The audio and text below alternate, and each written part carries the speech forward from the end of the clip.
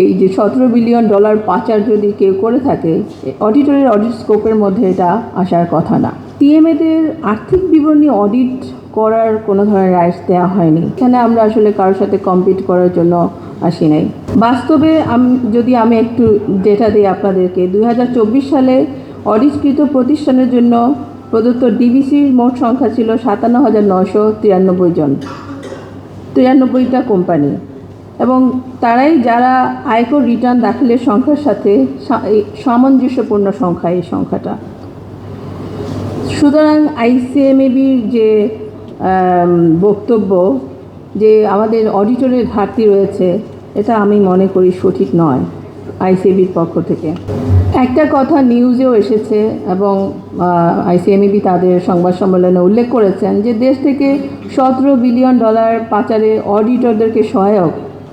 অডিটররা সহায়ক ছিলেন এবং এই ধরনের দায়ী করা হচ্ছে। আসলে এটা অবশ্যই অযৌক্তিক ও ভিত্তিহীন, কারণ অডিটরের স্কোপে আমরা যে অডিট রিপোর্ট তৈরি করি, উই প্রোভাইড রিজনেবল অ্যাসুরেন্স, আমরা অ্যাবসোলিউট অ্যাসুরেন্স দেই না। এবং আমাদের অডিট স্কোপের এই যে $17 বিলিয়ন পাচার যদি কেউ করে থাকে, অডিটরের অডিট স্কোপের মধ্যে এটা আসার কথা না। সো আইসিএমএবি কর্তৃক যে মানি লন্ডারিং, খেলাপি ঋণ, শেয়ার বাজার সংকট, বিদেশি বিনিয়োগ হ্রাস ইত্যাদি অনেক বিষয়ে অডিটরদেরকেই দায়ী করা হচ্ছে, যেটা আসলে একটা অপচেষ্টা আমাদের আইসিএবিকে হেয় করা এবং অডিট প্রফেশনকে হেয় করার। আরেকটা তথ্য এসেছে যে আইফেকের প্রতিষ্ঠাতা সদস্য হিসেবে আইসিএমএবি তারা ফাউন্ডিং মেম্বার। আমি সত্য ইনফরমেশনটাই আপনাদেরকে দিচ্ছি। একমাত্র আইসিএবি আইফেকের ফাউন্ডিং মেম্বার।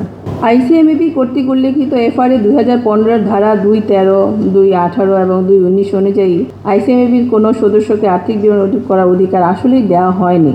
এটা আপনারা নিজেরাও চেক করতে পারেন, এফআরএ 2015 এই ধারাগুলো।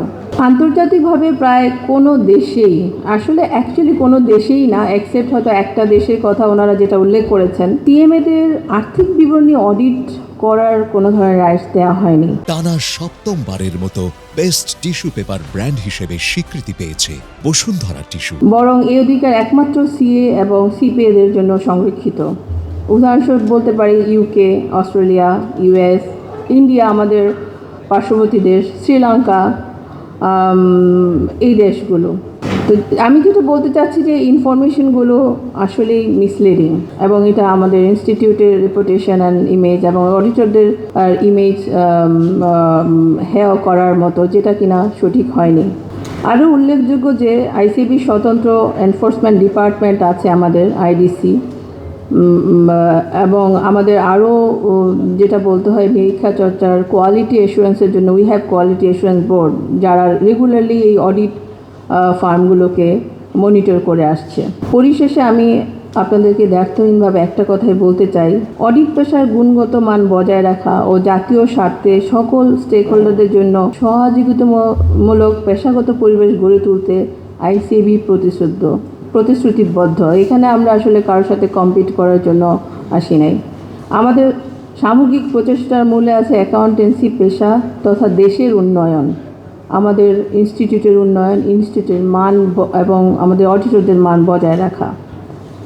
সো আসুন আমরা কোনো ধরনের অপপ্রচারে সম্মিলিত না হই। আইসিএবির ইমেজ রিবিল্ডিং, ইমেজ ধরে রাখার জন্য চেষ্টা করি।